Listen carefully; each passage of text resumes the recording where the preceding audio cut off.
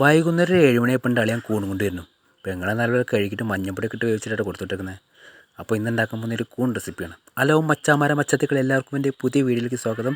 ഇന്നുണ്ടാക്കാൻ പോകുന്ന മഷ്റൂം റെസിപ്പിയാണ്, അതായത് കൂൺ കറി. അപ്പോൾ നമ്മുടെ പ്രിപ്പറേഷനിലേക്ക് പ്രവേശിക്കാം.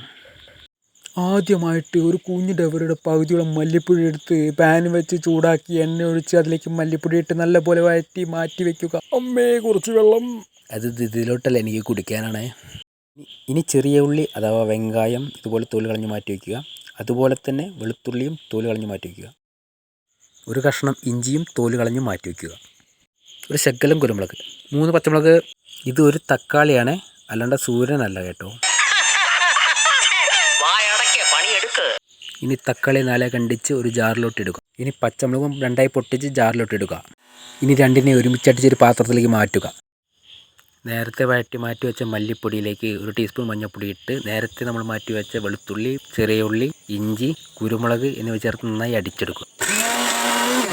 സ്വല്പം വെള്ളം ചേർത്ത് വീണ്ടും അടിച്ചെടുക്കുക. അടിച്ചടിച്ച് ഇതുപോലെയാക്കുക. ഇനി ഗ്യാസ് കത്തിച്ച് പാൻ വെച്ച് ചൂടാക്കി അതിലോട്ട് നമ്മുടെ കഥാനായകനെ വാരിയിടുക. ഇനി നമ്മൾ നേരത്തെ അടിച്ച് മാറ്റി വെച്ച തക്കാളിയും പച്ചമുളകും അതിലോട്ട് ഇടുക. ഈ അടിച്ച് ഉദ്ദേശിച്ചത് മിക്സിയിലിട്ട് അടിച്ചതാട്ടോ. അതിനുശേഷം നമ്മൾ മിക്സിയിലിട്ട് അടിച്ച മിക്സറും അതിൽ ചേർക്കുക.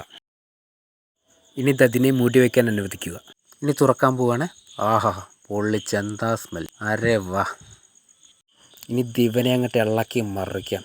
ആഹാ, ആ ഇളക്കുമ്പോൾ ആ സ്മെല്ലുണ്ടെന്നെ സാറേ, ചുറ്റുള്ള ഒന്നും കാണാൻ പറ്റില്ല. ഇനി ചെറിയ ഉള്ളി തോല് കളഞ്ഞ് വട്ടത്തിലരിഞ്ഞ് ഗ്യാസ് കത്തിച്ച് പാൻ വെച്ച് ചൂടായി എണ്ണയൊഴിച്ച് അങ്ങോട്ടും ഇങ്ങോട്ടും തിരിച്ച് ഒരു ബ്രൗൺ കളറായി വരുമ്പോൾ നമ്മുടെ കഥാനായകനിലേക്ക് പകർന്ന് ഒരു ഇളക്കിളക്കുമ്പോൾ എൻ്റെ സാറേ, രാത്രി ആയതുകൊണ്ട് വേപ്പിൻ്റെ പൊട്ടിക്കുന്നത് ആരും അറിയില്ല. ഇനി ഇതുപോലെ ഗാർലിഷ് ചെയ്യുക. ഇനി മുതലിനെ ചപ്പാത്തിയുടെ കൂടെയോ അല്ലെങ്കിൽ ചോറിൻ്റെ കൂടെയോ കൂട്ടി കഴിക്കാം. എൻ്റെ വീഡിയോ ഇഷ്ടമായ like, share and subscribe. Thank you for watching my video.